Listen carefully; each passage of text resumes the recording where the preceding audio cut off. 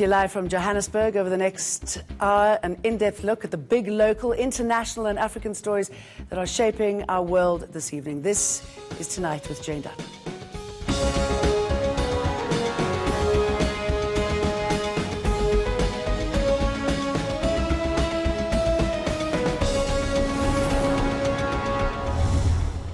Tonight, shot dead, a boy protesting against fees at Durban University of Technology.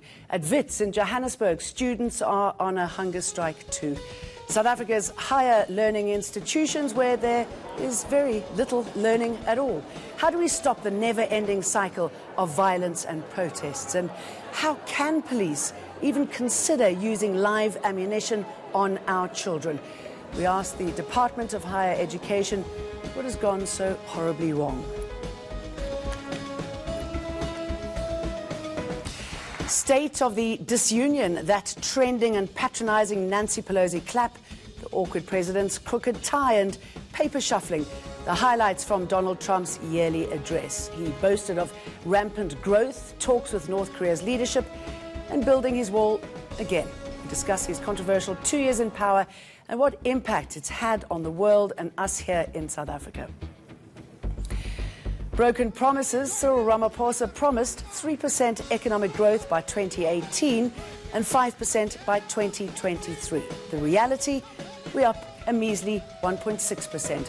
Unemployment is spiking and our SOEs are in tatters. We look ahead to the spin President Ramaphosa will have to put on the economy during tomorrow's State of the Nation address. Later, preventing a possible U.S. military intervention. President Nicolas Maduro's justification for blocking desperately needed aid from entering Venezuela. People are fleeing in fear and crossing borders for basic supplies. We have the latest. Former Correctional Services Commissioner Linda Mti is expected to appear in court tomorrow. Patrick Gillingham, the department's former CFO, was granted 20,000 rand bail today, alongside former Bosasa bosses Angelo Agrizzi and Andries van Tonder. They're facing charges of corruption, fraud and money laundering relating to tenders awarded to correctional services.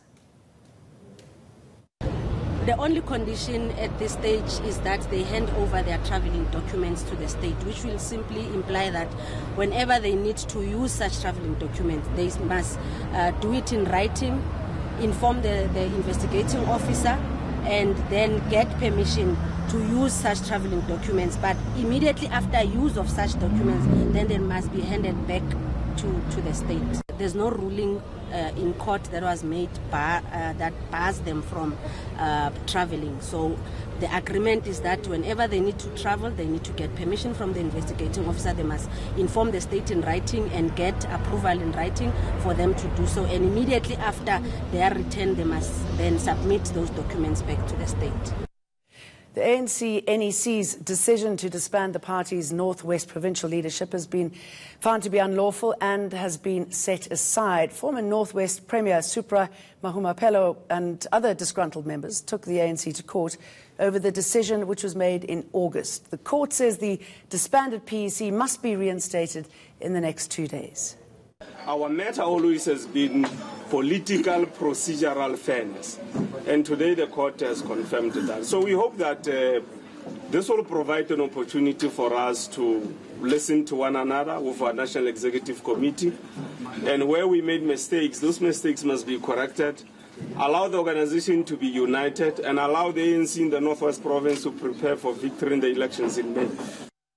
But the ANC says it's studying the ruling. Spokesperson Zizi Kodwa urged all ANC structures in the province not to be diverted by the judgment.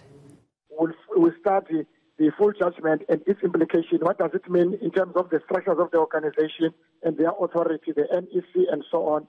Because these issues are enshrined in the constitution of the ANC. What are the implications? At the moment, we're calling on all our structures in Northwest, among others, not to be diverted by this judgment. Judgment is important. The National Executive Committee will deal with this issue in the National Office. But however, our immediate task as branches of the ANC is to make sure that the ANC in Northwest is retained overwhelmingly in the upcoming elections. A teacher at the Valhalla Primary School in Centurion is being accused of sexually abusing pupils. Furious parents are now threatening to protest over the matter. The teacher hasn't been suspended and is now reporting for duty at the district office. Slindelo Masikani has the story. Parents at this primary school are fuming. This is after it was revealed in a parents' meeting that more than 20 pupils have come forward accusing a grade 6 teacher of sexual abuse. The children are said to be between 10 and 13 years old. It's alleged the 55-year-old male teacher inappropriately touched them at school last year. On Wednesday, parents were up early to ensure the teacher wouldn't set foot in a classroom. Tempers flared when it was reported the school had known about the claims for at least 2 weeks now. Pupils had allegedly told teachers about the abuse following a workshop with the Metro Police Department, which taught them about the signs of sexual assault. It seems like they're trying to hide something. There's something fishy about the whole matter. So they're saying we must wait for the procedure, but with us as parents, I won't trust, to bring my child in the school anymore. I was upset yesterday when I saw the matter on the Twitter. I didn't sleep because I was thinking about the safety of my kids, their future. I sent them to school to get proper education. As a result, they are not protected. The Gauteng Education Department and police are now investigating. Law enforcement agencies must be given an opportunity to do their work. We must desist from probably coaching, our children on what to do, what to say.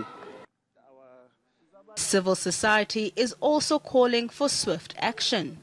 Our children are no longer safe in schools. If schools are now becoming crime scenes, where should our children be going to? The Gauteng Education Department is assuring parents the teacher won't be returning to the school. In the meantime, pupils are being provided with trauma counseling. Slindelo Masikani in Centurion. A video showing an altercation between a pupil and a teacher at Cape Town's upmarket Sansusi Girls' School has gone viral. The Congress of South African Students has condemned the actions of the teacher, calling the incident racist. However, earlier today, some students staged a peaceful protest in support of the teacher, saying the incident wasn't racially motivated.